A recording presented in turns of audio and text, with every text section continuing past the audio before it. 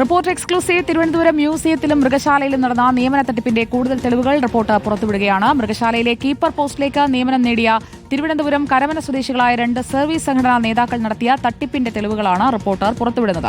ഇരുവരും വ്യാജ മേൽവിലാസത്തിലാണ് കുട്ടനാട് എംപ്ലോയ്മെന്റ് എക്സ്ചേഞ്ചിൽ പേര് രജിസ്റ്റർ ചെയ്തത്. മൃഗശാലയിലെ NGO യൂണിയൻ നേതാവ് രാമചന്ദ്രൻ, ജോയിന്റ് കൌൺസിൽ നേതാവ് രാജേഷ് എന്നിവർ ഇല്ലാത്ത മ്യൂസിയത്തിന്റെ പ്രവർത്തന പരിചയ സർട്ടിഫിക്കറ്റും വ്യാജ എംപ്ലോയ്മെന്റ് രേഖയ്ക്കൊപ്പം സമർപ്പിച്ചു. TV പ്രസാദ് നമുക്കൊപ്പം എത്തുകയാണ്. TV Prasad, good morning. മൊത്തത്തിൽ തട്ടിപ്പാണല്ലോ. തെളിവുകൾ നോക്കുമ്പോൾ എന്താണ് മനസ്സിലാവുന്നത്?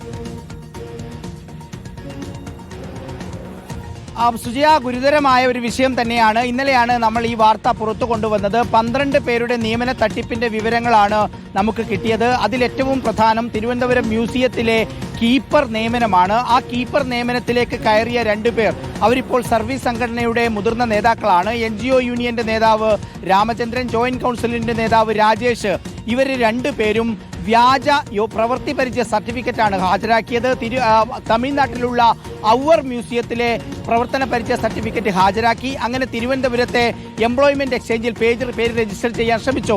എംപ്ലോയ്മെന്റ് എക്സ്ചേഞ്ച് വഴിയാണ് സ്ഥിര നിയമനമുള്ളത്. പക്ഷേ തിരുവനന്തപുരത്തെ അന്നത്തെ എംപ്ലോയ്മെന്റ് ഓഫീസർക്ക് ഈ കാര്യം മനസ്സിലായതുകൊണ്ട് ഇവിടെ രജിസ്റ്റർ ചെയ്യാൻ സമ്മതിച്ചില്ല. പിന്നീട് സംഭവിച്ചത് ആലപ്പുഴയിലെ കുട്ടനാട്ട് എംപ്ലോയ്മെന്റ് ഓഫീസറായ ശശികുമാറിനെ സ്വാധീനിച്ച് ശശികുമാർ അവർക്ക് വ്യാജ അഡ്രസ്സിൽ അവിടെ രജിസ്ട്രേഷൻ കൊടുക്കുകയാണ്. സാധാരണഗതിയിൽ മറ്റൊരു ജില്ലയിലേക്ക് ഇങ്ങനെ രജിസ്ട്രേഷൻ കൊടുക്കാറുമില്ല. അങ്ങനെ വ്യാജ സർട്ടിഫിക്കറ്റ് മ്യൂസിയത്തിലേക്ക് അയച്ച് കീപ്പർ തസ്തികയിലേക്ക് നിയമനം നേടുകയായിരുന്നു. ഇവിടെയുള്ള പ്രധാനപ്പെട്ട പ്രശ്നം, ഇപ്പോൾ കുട്ടനാട് എംപ്ലോയ്മെന്റ് ഓഫീസിൽ വിവരാവകാശ നിയമപ്രകാരം നമ്മൾ ചോദിച്ചപ്പോൾ അങ്ങനെ ഒരു രേഖ അവിടെ കാണാനേ ഇല്ല. അതിന്റെ അർത്ഥം വ്യാജമായി തന്നെയാണ് അവിടെ സർട്ടിഫിക്കറ്റ് ഉണ്ടാക്കിയത് എന്നുള്ളതാണ്. തീർന്നില്ല സുജയ. ഇങ്ങനെ സംഭവിക്കുമ്പോൾ ഇന്റർവ്യൂവിന് വിളിക്കുന്നതും നിയമനവും ഇത് രണ്ടും പോസ്റ്റൽ വഴി മാത്രമാണ് കമ്മ്യൂണിക്കേഷൻ കൊടുക്കാറുള്ളത്. പക്ഷേ രാമചന്ദ്രന്റെയും രാജേഷിന്റെയും കാര്യത്തിൽ അങ്ങനെ ഒരു കമ്മ്യൂണിക്കേഷൻ തിരുവനന്തപുരം മ്യൂസിയത്തിൽ നടന്നിട്ടില്ല എന്നുള്ളത് ഏറെ ഗൗരവമുള്ള ഒരു കാര്യമാണ്. അവർ മ്യൂസിയത്തിന്റെ സർട്ടിഫിക്കറ്റ് വ്യാജമായി ഉണ്ടാക്കി. അങ്ങനെ ഒരു സർട്ടിഫിക്കറ്റ് ഇല്ല എന്ന് തമിഴ്നാട്ടിലെ വിവരാവകാശ രേഖ സാക്ഷ്യപ്പെടുത്തുന്നു. കുട്ടനാട് എംപ്ലോയ്മെന്റ് ഓഫീസർ വ്യാജ വിലാസത്തിലാണ് സർട്ടിഫിക്കറ്റ് ഉണ്ടാക്കി രജിസ്റ്റർ ചെയ്ത് നിയമനം നേടിക്കൊടുത്തതെന്ന് വ്യക്തമാകുന്നു. അതോടൊപ്പം തന്നെയുള്ളത് രാമചന്ദ്രനും രാജേഷും മാത്രമല്ല കുറ്റക്കാർ. ഇതിൽ തിരുവനന്തപുരം മ്യൂസിയം സൂ ഡയറക്ടറേറ്റിലെ അന്നത്തെ പ്രധാനപ്പെട്ട ഉദ്യോഗസ്ഥരെല്ലാം ഒത്താശ നടത്തിക്കൊണ്ടാണ് ഇത് ചെയ്തിരിക്കുന്നത്. അങ്ങനെ തിരുവനന്തപുരത്തെ കരമന സ്വദേശികളായ തൊട്ടടുത്ത വീടുകളിലുള്ള 2 പേർ ചമ്പക്കുളം അഡ്രസ്സിൽ വ്യാജ മേൽവിലാസം ഉണ്ടാക്കി കുട്ടനാട് എംപ്ലോയ്മെന്റ് ഓഫീസിൽ രജിസ്റ്റർ ചെയ്ത് കീപ്പർ നിയമനത്തിലേക്ക് കയറി. പിന്നീട് അവർ സർവീസ് സംഘടനകളുടെ നേതാവായി. ഇപ്പോൾ 2 പേരും സൂപ്പർവൈസർ എന്ന മുതിർന്ന തസ്തികയിൽ തുടരുകയാണ് സുജിയ. വരുന്ന ദിവസങ്ങളിൽ മറ്റ് കൂടുതൽ നിയമനങ്ങളുടെ കൂടുതൽ രേഖകൾ നമുക്ക് പ്രേക്ഷകരുടെ മുന്നിലേക്ക് എത്തിക്കേണ്ടതുണ്ട് സുജിയ.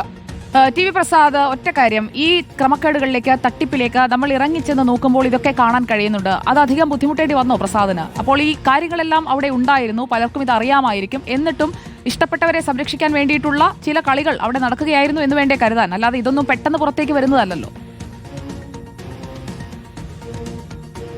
അല്ല സുജിയ, ഇതിന്റെ പിറകിൽ ഒരുപാട് പേർ കഴിഞ്ഞ കുറേ നാളുകളായി ശ്രമിക്കുന്നുണ്ട്. ഇതിന്റെ ഒരു പ്രധാനപ്പെട്ട പ്രശ്നമുള്ളത്, കേരളത്തിൽ മാറി മാറി വരുന്ന ഭരണത്തിൽ ഒന്നും സംഭവിക്കാതിരിക്കാൻ കാരണം നമുക്കെല്ലാ വ്യാജ നിയമനങ്ങളിൽ നമുക്കതറിയാം. കാരണം CPIM ആയാലും അതുപോലെ തന്നെ കോൺഗ്രസ് ആയാലും കൃത്യമായി വീതിച്ചെടുക്കുന്ന ഒരു സ്ഥിതിയുണ്ട്. ഇതിൽ 12 നിയമനങ്ങൾ പരിശോധിച്ചാൽ അതിൽ രാമചന്ദ്രനടക്കം 5 പേർ CPIM-ന്റെ സജീവ പ്രവർത്തകരാണ്, NGO യൂണിയന്റെ പ്രധാനപ്പെട്ട നേതാക്കളുമാണ്. 2 പേർ രാഹുൽ മാങ്കൂട്ടത്തിൽ MLA-യുടെ PA ആയ സുജിത്ത് അടക്കമുള്ള 2 പേർ കോൺഗ്രസിന്റെ നേതാക്കളാണ്. അവർ NGO അസോസിയേഷന്റെ നേതാക്കളാണ്. തീർന്നില്ല, ജോയിന്റ് കൌൺസിലിന്റെ നേതാക്കളായ 2 CPI പ്രവർത്തകർ ഈ പട്ടികയിൽ ഉണ്ട് എന്നുള്ളത് ശ്രദ്ധേയമാണ്. അതുകൊണ്ട് തന്നെ 2005-ൽ നടന്ന ഈ തട്ടിപ്പ് ഇതുവരെയും പുറത്തേക്ക് വന്നില്ല എന്നുള്ളതാണ്. പക്ഷേ രേഖകൾ ഒന്നൊന്നായി പരിശോധിക്കുമ്പോൾ ഓരോ തട്ടിപ്പും പുറത്തേക്ക് വരികയാണ് സുജിയ. ഇതിന്റെ പിന്നിൽ അന്വേഷണം നടത്താൻ, നടപടിയെടുക്കാൻ ആർക്കും താല്പര്യമില്ല. പക്ഷേ രേഖകൾ പരിശോധിച്ചാൽ ഈ സംഭവം പുറത്തേക്ക് വരികയാണ്. ഓരോന്നായിട്ട് കൃത്യമായ തെളിവുകൾ വരികയാണ്. ഞാൻ പറഞ്ഞു നിർത്തിയത് സുജിയ, ഈ പറയുന്ന തട്ടിപ്പ് നിയമനം, വ്യാജ നിയമനം നേടിയവർ മാത്രമല്ല കുറ്റക്കാർ.